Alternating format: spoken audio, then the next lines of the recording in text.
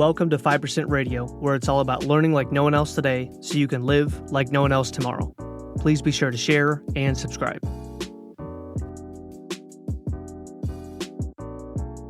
What's up, 5%ers, and welcome back to another episode of the 5% Radio podcast. Today is episode number 76, and we are talking about rewiring your brain in 4 steps. Now, I want to take some pause and give you guys a couple episodes that you can reference in the podcast library on the topic of mindset before we go any further, and that would be episode number 1, as well as episodes number 53 and 54. If you know anything about me, you know that I love mindset. I've literally read, I don't know how many books to this point. I know it's well over a dozen on mindset out of the couple hundred books that I've read, but I love mindset. And the reason that I love it, to give you some context here, and then I'll dive into some exciting announcements and things like that we have coming up, is that number one, everything we do here at 5% Media, the 5% Radio podcast, all of this stuff, all of it's geared around helping you live an above average life, to have a 5% relationship, to have 5% finances, to have 5% whatever you want. It's geared towards helping you live the absolute best possible life that you can. And everything you do, there's a saying that wherever you go, there you are. Life is not as it is, life is as you are, and every single thing in your life flows out of the way that you think, the way that you interact with the world, with other people, the decisions you make, the places you go, the things you choose to do and not to do, the things you start, the things you stop, all come out of your mindset. And I literally spent, I would say, 3 or 4 years of my life dealing with depression, worry, anxiety, all these different things. And I wasn't able to be the person that I wanted to be, that I feel I'm called to be, that I had the potential to become, because I was dealing with so much junk internally.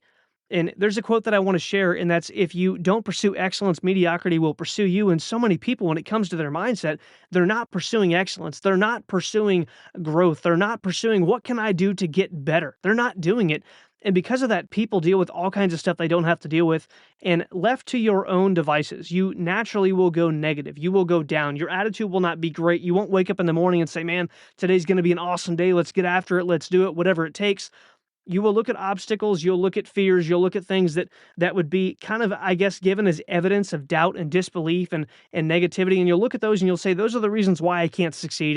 And coming from a background of a person that dealt with depression, I never got on medications, I did go to counseling, I never went to the victim side of saying, well, this is just the hand that I'm dealt, and it's just in my genetic makeup, or maybe this runs in my family, because that is a disempowering belief.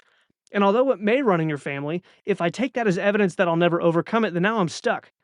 So that's not the fork in the road that I wanted to take. I wanted to see, what can I do to make this happen? What can I do to get rid of this? What can I do to overcome this? And that is where this 4-step framework comes from, because I literally took this from a person who was depressed, who was negative, who had no hope in life, to a person that is now probably one of the most positive people that I know. I wake up, our 3-year-old Eli, I wake him up every single day and I'm like, hey buddy, today's going to be a great day. Like when he's up and I see on the monitor that he's awake, and I go in his room, today is going to be a great day, buddy. And that's the first thing that I say, because I want to set the tone for his day. I wake up now and I do gratitude every single day. The first thing I do when I wake up. So let's talk about this 4-step framework. They all start with S, all 4 of these steps, so they're going to be easy to remember. It's going to be plug and play. You can use this. It'll be in the show notes. But the first step in the framework is to shut up. Tell yourself to shut up. Now, in psychology, if you want the technical term for this, it's called a pattern interruption. So a good example of this is if you and I were having a conversation and something popped into my head and I feel like, man, I'm just going to lose this, so I choose to interrupt you.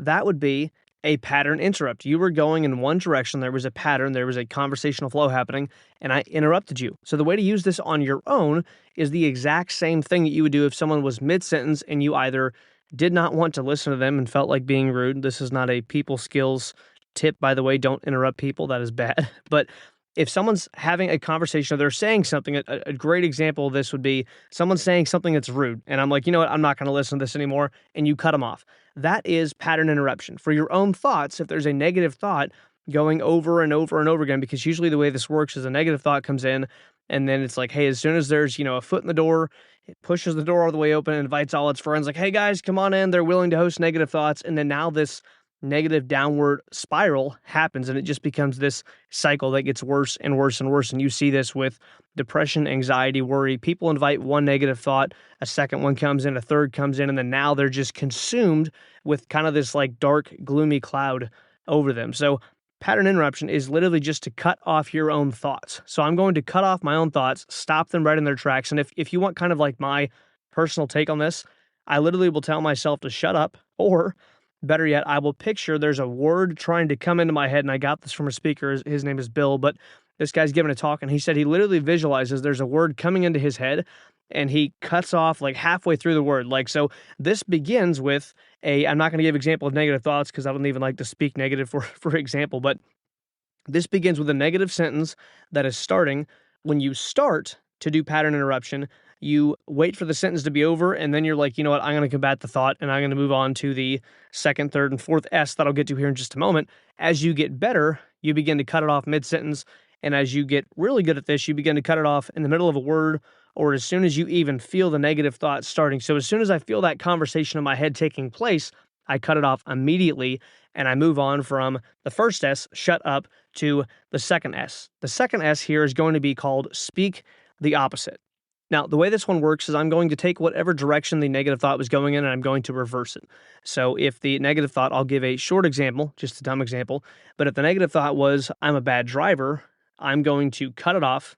Shut up, I'm a great driver, and then I'm going to speak exactly whatever the antagonist of that would be. So if you're thinking something negative about your speaking ability, I'm going to speak the opposite of that. If it's about my looks, if it's about my ability, my confidence, whatever that might be, I'm going to speak the exact opposite. If I'm having trouble in my marriage and our relationship is not going well, or let's say that I was dating, single, dating, and I'm having trouble in that relationship, and I'm thinking, man, there's no way that I'm ever going to be able to work this out. My parents were divorced and they never figured out relationships, and she's probably mad at me, or he's probably mad at me, and they're probably going to call me right now and just tell me it's over. Like, I'm going to cut that thought off as soon as I can. As soon as I can catch it, I'm going to cut it off. And the longer I let that go on, by the way, the more damage it can do to my thinking, to the very first episode where I talked about the thoughts, feelings, actions, results. The longer I allow a thought to go on, the more feelings it's going to produce. The more feelings it produces, the more it's going to sway my actions. And the more the thoughts produce feelings that sway my actions, then the worse results I'm going to get if they are negative thoughts, which produce negative feelings. If they're positive, great. It's a virtuous cycle and it's going up. By the way, if my voice sounds a little strange from, different parts of this episode, it's because I started recording this almost a week ago, and then my voice started to get a little bit funky, and then I waited and waited and waited, and this is the most improvement that I've had over the past week. So that's why the clips sound a little bit different, but I wanted to get this out to you guys as soon as I possibly could. So anyway, the longer I allow that negative thinking to go on, the more damage it can actually do to me. So I want you to picture this as a car rolling down a hill towards your life. And if I can put the brakes on the car, it might still hit something. In other words, I can't stop negative thoughts from happening in my life all the way. I can think a lot more positive thoughts, but negative thoughts will still always creep in, even if they're not my own, even if they're shared from someone else. I can't stop negative from coming into my life because it's everywhere in the world, because people are people. But the more damage that I allow those thoughts to do to me by letting them go on longer and longer and longer, I'm only hurting myself, and I'm doing it willingly. So I want to shut myself up as soon as possible and then speak the opposite. So this is like pumping the brakes on the car. I might still tap something with it. I might still hit something, but it's not going to do as much damage as if I just sat there and mulled over the thought over and over and over again. The issue that most people have with negative thinking is that they agree with it. Don't believe everything you tell yourself. Don't believe everything other people tell you. I can't tell you how many people that made it massive. I mean, just absolutely wildly successful. And they had people flat out tell them, oh, you'll never insert whatever here. You'll never stay married. You'll never make it in that. You'll never be able to make that amount of money. Like, the amount of people that have been told this, and they're like, I refuse to believe that. You've got to be willing to refuse to take other people's advice if it's not what you want to hear, if it's negative. Now, if they're trying to help you and you can understand that, you can still be kind to them. Hey, I appreciate it. I can tell it's coming from a place of concern. You don't have to be rude to people. But if people are being doubting and disbelief, they're trying to sow that into your life, and they're trying to put their own limitations on you, then yeah, you can politely cut them off. And if that continues to happen, then that might be a relationship that you want to distance yourself from. A lot of people get weird about this because they think, well, you're telling me to get rid of friendships or to distance myself from family. Yeah, you're darn right I am. If there are people that are toxic for you to be around, a lot of people say, oh, they're toxic, and they throw that word around on social media and, all this other junk. Like, a toxic person, though, is someone who is draining you, and you get done spending time around them, you have less belief in you, less belief in your future, and you're more focused on drama than dreams. To me, that's toxic. So if I have people who don't want to move forward in life, I'm going to wean myself from that relationship. Slowly but surely, I'm going to eventually get to where I'm not spending much time around that person. If I have someone who I love dearly, they were maybe one of my best friends, and they decide that they're going to start making terrible choices, and I don't feel like I can influence their life in a positive direction whatsoever, and they're no longer looking for change. They just want more affirmation that what they're doing is okay, it's right, and it's good, and they're going a totally opposite direction of where I want to go. I want you to think about this before we get to the third S. How long would you stay in someone's car if they were going south and you wanted to go north? But they're my best friend, but they're literally going the opposite direction. But I love them. They're going the opposite direction. But we've been friends since middle school. They're going the opposite direction. But we're family. They're going the opposite direction. You've got to decide what's more important, your desire to keep someone happy who's bad for you, or your desire to make it. You've got to decide what's more important. What's a higher priority? Do I want to make this person feel good? You don't have to go to them and have a conversation and be like, hey, look, I think you're a loser. We're never going to hang out again. You're terrible for me. I don't believe in anything you're doing. And you're a failure at life. And if you keep going down, like, you don't have to do any of that stuff. You don't have to be a jerk. Just get busier. Hang around them less. And if they come and approach you and ask, sure, you might be able to have that conversation, but do everything you can to just kind of get a little bit busier. I can remember when I worked at O'Charlie's, shout out to O'Charlie's, ate a bunch of free rolls on the back when I worked there. When I worked at O'Charlie's back in like 2014, gosh, that's been 11 years now. I'm feeling old, but when I worked there, basically what they did is when they wanted to cut someone out of the restaurant, they wouldn't fire the person.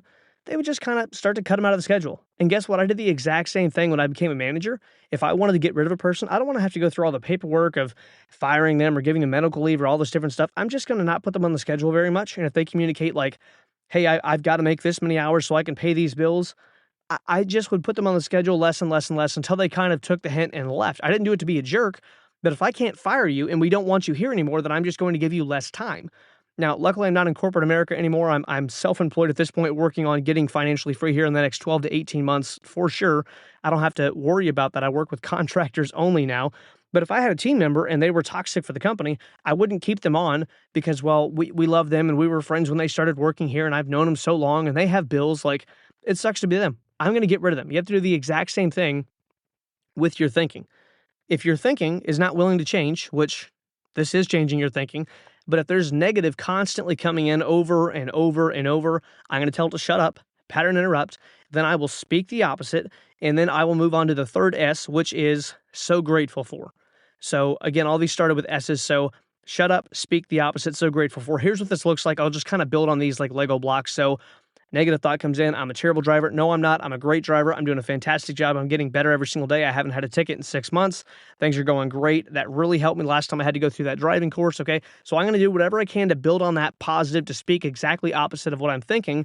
And then I'm going to say, you know what, I'm so grateful for, and then I'm going to start listing things that I'm thankful for. This puts me into a state of thankfulness.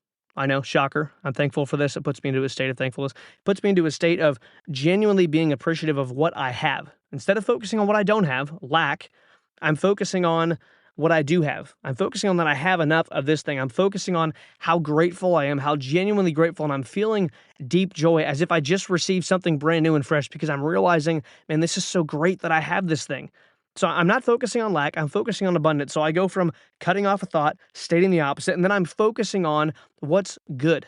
The Bible talked about in Philippians 4:8. There's a book called it's called the 4-8 Principle by Tommy Newberry. Phenomenal book. You can look it up. So it's the 4:8 Principle, just like it was a reference. The 4:8 Principle by Tommy Newberry. Absolutely phenomenal book. Cannot recommend it enough. But one of the things he talks about in that book is putting it up to the test.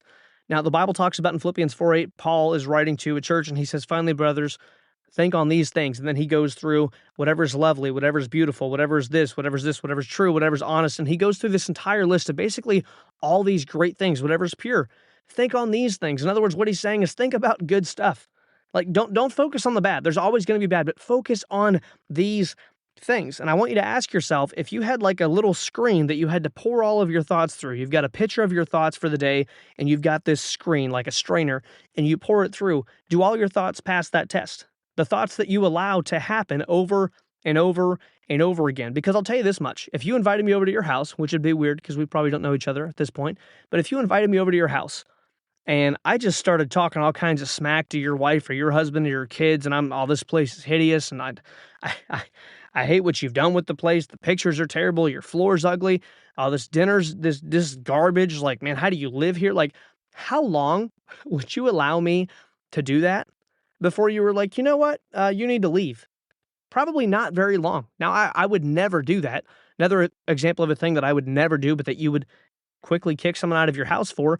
If I come into your house and I've got just mud covered shoes, mud or whatever other, unpleasant smelling mud colored thing you want to think of. Maybe you got a dog in the backyard, use your imagination. I just walked all over your backyard and I walk in the house and you're like, hey, could you take your shoes off? And I'm like, nope, give me a tour. And I just start walking through your house. How far would I get in your house before you were practically screaming at me to take off my shoes? And if I didn't, to get out of your house? This is how we should treat negative thoughts. This is how we should treat doubt, fear, disbelief, negativity, limiting beliefs. This is how we should treat those things. But many times people will just be like, you know what? Just let them go in, let them take the tour. They'll eventually leave. And they just think it's the way things are. They don't tell the thought to shut up. They're like, you know what? I'm going to follow that thinking pattern. And then guess what happens when you follow that thinking pattern? Again, foot in the door. Hey guys, he's letting us in. Everybody come in. More and more and more thoughts come in. Napoleon Hill wrote about this in Think and Grow Rich. He talked about how thoughts attract like thoughts. So again, picture this as either a negative downward spiral going down, negative, traveling south, hop in that friend's car, they're going the opposite direction. I can either go there, which is further away from my goal, or I can have a positive cycle, an upward spiral, closer to my goal. Do you think you're going to accomplish your goal by being negative? Now, let me just handle this real quick before we move on to the fourth S. So many people are just like, oh, well, I'm just being realistic. And if you could see me right now, I'm putting air quotes around realistic because I've worked with a lot of people who are quote unquote realist. And they think that to be positive is to be Pollyanna. Well, I'm not going to act like there's no problems and never acknowledge anything wrong. That's not what I'm telling you. I'll give you a few tips here in just a minute after we cover the fourth S that'll actually help kind of cover this base. But the job is not to be fake. The job is not to think, well, oh, nothing bad ever happens. But the job is to just be neutral. Things just are. Things happen in life, and they are. Good things happen to good people. Bad things happen to bad people. Bad things happen to good people. Good things happen to bad people. Like it happens all the time. The Bible says it rains on the just and the unjust alike. In other words, bad things happen to good people and good things happen to bad people. So when something happens, it's not like, oh, this is that, or oh, it's so bad, or I'm being punished for this, and people, oh, karma, like all this other junk. Like, now, the Bible does say you reap what you sow. Very clear. Galatians 6, 7, and 8. You do reap what you sow. The law of harvest. That's a thing. But just because something bad happens, quote unquote bad, doesn't mean you have to go in a negative downward spiral. Well, now with this happened, I can't do this and I can't do that, and there's no possible way. Again, shut up, speak the opposite. So grateful for. And lastly, state your number one goal. Don't state a million things. State your number one goal. Here's what this looks like. Negative thought comes in. We're going to keep using bad driving because it's probably the most silly one out there, but I'm a bad driver. No, I'm not. I'm a great, so there's shut up. No, I'm not. Shut up. No, I'm not. I'm a great driver. I'm doing a wonderful job. Haven't had a ticket in 6 months. I'm so grateful for the fact that I even have this vehicle and that I've been ticket free for 6 months. I'm so grateful for the fact that it's a beautiful day for me to go out and drive. I'm so grateful for the fact that I am on the path to financial freedom. I'm so grateful for the fact that my wife and I are doing better than ever, that our kids are doing awesome. And I cannot wait. I am, and then I start stating my goal. I am this. I make $100,000 a month. I am a multi-millionaire. I own blank. I am this. I am that. Start stating the goals that you want after you've shut up, speak the opposite, so grateful for, and then start stating your goals. So after you've gone through S1, S2, and S3, state your number one goal. Don't state a million different things. State your number one goal and the things that are aligned with that. So I listed a bunch of different things because I don't know what your goals are, but state your number one goal. If this is in the area of health, man, I'm never going to be able to lose these last 15 pounds. Tell yourself to shut up. Shut up. I'm doing great. I've been in the gym every single day. I've got my nutrition plan dialed in. I dropped a pound last week. Things are going awesome. I'm getting my gallon a day. I'm doing 2 workouts 3 days a week, and I'm walking every single day after the gym. I got a standing desk. I'm doing incredible. And I'm so grateful for the weight that I've lost. I'm so grateful for the fact that I'm already down 15 pounds. I'm so grateful for the fact that my clothes are already falling off me, that I've got to go on shopping trips. I'm so grateful for the fact that my sleep has improved. I'm so grateful for the fact that I'm able to still eat foods that I enjoy. And I will lose these last 10 pounds. I absolutely will weigh, insert your target weight here. See, framework. shut up, speak the opposite. So grateful for, state your goal. Now, let's go through a few tips to help you apply this if you're having a hard time really thinking through and kind of filling in what you may feel like has not been covered with those simple 4 S's. So, the first thing that I want to talk about to help kind of fill in these cracks here would be the fact that you are not a positive person right now. Now, what in the world, Jesse? You just talked about all this positive stuff, these 4 S's. You told me that I could change my thinking, all this stuff, and just how you beat depression and worry and anxiety, and how you've totally turned a corner in your life, and all this stuff. And now you're telling me that I'm not a positive person. Yeah, I am, because we've got to be honest with ourselves. If I want to lose weight, I have to start with the basis and the foundation and the admonition that I am overweight. So if I want to become positive, I've got to start with the acknowledgement that I'm not positive yet. If I'm having a hard time. Now, if I'm already kind of on my way and I'm just looking for more tools in my toolbox, wonderful. But when I started this, I would actually admit to myself, because your brain is very smart. And if you start saying things like, I'm a multimillionaire, and you're like, I make 20 grand a year and I'm in debt, $60,000 student loans, and my car barely runs. And like, you can do that all day long. And your brain's like, liar. Like, it's just not gonna work. So you can tell yourself this statement right here. And if you want to write this down, unless you're driving, but this really, really, really helped me a ton. I'm not a positive person yet, but if I was, how would a positive person think about insert circumstance here? I use that all the time. You can use that in any area. You could think, well, how would a positive person think about blank? Once you've acknowledged, okay, I'm not positive, you don't have to keep saying it over and over again because you want to become a positive person. I'm the most positive person that I know out of all the people that I spend time around, about 90% of the time. It drives me nuts to hear negative. So what I had to start with, though, is how would a positive person think about this? And then I took that into other areas. How would a wealthy person think about this? How would a successful person think about this? I would get up to speak somewhere and I would think, how would a great orator speak? How would they deliver this? How would they go through these points? What story would they use? What quotes would they use to tie this together? What analogies would they use? How would a great teacher teach this subject? How would a great whatever? How would a great systems thinker think through this issue? How would a great husband treat his wife in the circumstance? How would a great dad handle the situation? I started to use that over and over and over again, and it helped me rewire a lot of different things simply by stating the fact that I was not that thing that I wanted to be yet, but how would a positive, wealthy, good husband, great speaker, systems thinker, insert whatever here, think through this and handle this situation? Really doing my best to identify how would a positive person think about this challenge right now to find a solution rather than focus on the problem. So that would be the number one thing that I would give you as far as a tip. The number two thing that I would give you would be to constantly surround yourself with positive information. I do not want to hang out with people who are going nowhere in life. If they're going nowhere in life, guess where I'm going to end up? Nowhere. Again, if I hop in the backseat of a car on a vacation with a buddy, they're going south, I want to go north. How long will I stay in the car? It's not just going to prolong me from getting to my goal. It's actually going to take longer than just if I just sat and did nothing. If you sat and did nothing, it'd be better than hanging out with someone who's just spewing disbelief and negativity and doubt and all this other stuff and sending you articles and videos as to why the thing that you want to do cannot be done. Like, don't you know that no one's ever become a whatever in our family? Don't you know that people don't have that kind of education in our family? No one's ever done that. No one's ever done this. No one's ever made this kind of money. No one's ever been successful in that kind of business. No one in our family has ever been a great speaker. No one's ever been good at sales. No one's ever been good with people. No one's ever been good with money. We've always just been broke. We're always poor, born poor, gonna die poor. That's just kind of how things are. The longer I listen to that, the longer I'm going to allow that to pollute my thinking. Last analogy that I'll use, but if you had a swimming pool and I came over and you caught me in your backyard dumping, ashes from a bonfire in your pool, and then you're like, hey, can you quit that? And I'm like, no, it's good for the water. Like, that's my opinion. I read this thing online. It's good for the water. And in this case, like, I'm doing something based on the truth in my own mind. Like, oh, this is the best thing I can do for John. And this is what people will do in your life. They'll come pour their doubt, their fear, their negativity, their limiting beliefs, their, oh, you can't do this, or no one in our family. They will give that to you, either trying to pull you down or genuinely trying to help you not get your hopes up because they don't want you to be disappointed, because they used to have a dream and they gave up on it. And just be careful, because when someone gives up on what they really wanted to do, they're going to come after what you really want to do next. It's just kind of the way things work. A great analogy, just kind of a story to put a bow on all of this, tie it together. And by the way, one of the huge announcements that I have, guys, is that we are launching everything on 5% Media on all channels. By the time this episode is up, you can go follow us on Snapchat, TikTok, Instagram, Facebook, YouTube, Twitter.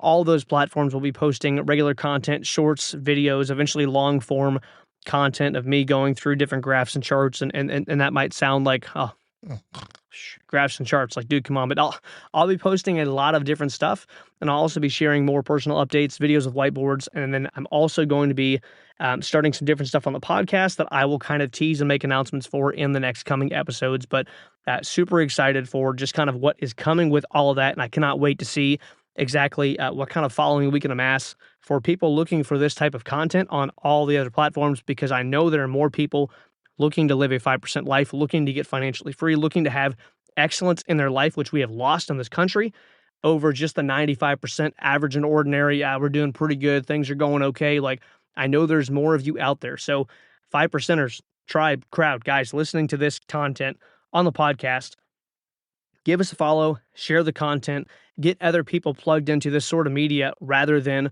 watching reality TV and listening to some of the absolute garbage podcasts that are out there that are strictly drama or that are inappropriate or that are literally just like murder mystery type podcasts. Like, that is all just negative garbage. Like, you don't need that in your life. You need to have something that is helping you focus on moving forward. The best way to move forward is to get around other people that are moving forward, that have the desire to move forward and the belief that you can move forward. Now, back to the story. If you've seen the movie Rudy, he tried and tried and tried and tried and tried, and his big dream was to play football for what school? Notre Dame. And he kept dreaming and kept dreaming and kept dreaming and kept dreaming. And then one of the things that happened in the movie, if you've seen it, and if you haven't seen the movie, you absolutely should go see it. But his dad, who was always his biggest supporter, always his biggest supporter, always his biggest fan, believed in him. You can do it, son. I believe in you. Came to him. And it was 4 years after he graduated high school. He was doing nothing significant with his life. And his dad came to him, and his dad pretty much told him, like, it's time. It's a very intense scene. You should watch it. But you can just feel this would be heartbreaking if you were the real character that this actually happened. His dad told him pretty much like, it's time to give up on the dream. It's time to quit doing the stupid dreaming thing. Like get real. Go out there and do something with your life. Go get a regular job.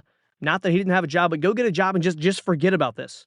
Like, obviously, it's not in the cards for you, son. I mean, if it was going to be in the cards for anyone, I'd want it to be for you, but obviously it's not. Give up on it.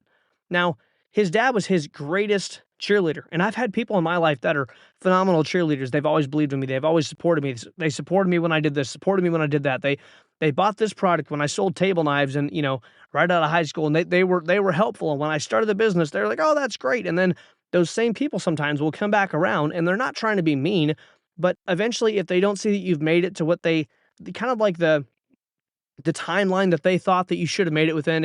If you start thing X and it's been 18 months or 36 months or it's been 2 years, whatever that time frame is, whatever the time frame is in their mind that they're thinking, well, I would have quit by now and moved on to something else because obviously it's not for you. They're not going to look at it and say, maybe your thinking's not right. They're not going to look at it and say, well, maybe you just haven't tried hard enough. They're not going to look at it and say, well, maybe you need to learn some different skills. They're not going to look at it and say, well, you know what, maybe it's just going to take a little bit longer for you than it did for someone else, but anyone can do anything they want to as long as everything's learnable. And no. They're not going to do that. They're going to look at it and say, well, I would have quit by now. You should quit too. And if you don't, it makes them uncomfortable because if they would have surrendered, if they would have given up, then why haven't you? Because see, if you stick it out, Rudy in that movie, who stuck it out and eventually, his dad never got to say him, if you haven't seen the movie, I don't want to spoil it all for you. You should watch it. But in fact, I'm going to stop talking about it. You should watch it. But what happened at the end of that movie is he did get his victory, but he tried and tried and tried. And he went past what would be logical, reasonable, and definitely way past whatever you would consider a realistic time frame of achieving this thing.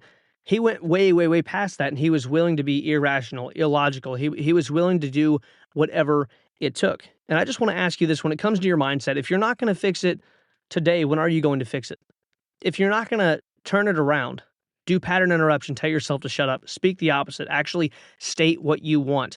So grateful for. List the things that you're grateful for surrounding that area or just in life in general to give yourself that feeling of deep thankfulness, that joy, that gratitude, just that abundance. I do have stuff. It's not focusing on what I lack. It's focusing on what I have and then stating your goal.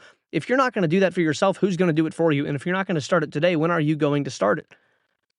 In the next few episodes, I'm going to be talking about creating urgency and some different things that people believe that are just flat out not right. They're misconceptions, and it's not just from my vantage point, but just flat out things that people normally believe that just is not so.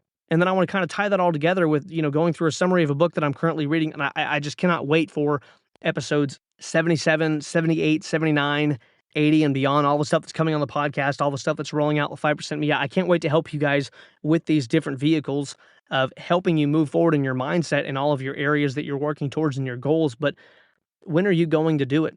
If not today, if not right now, who's going to work on it for you? No one can do this for you. No one can succeed for you. And mindset is what separates those who make it from those who don't. At a certain level, there's a book, if you want to read up on this, it's called Outliers by Malcolm Gladwell.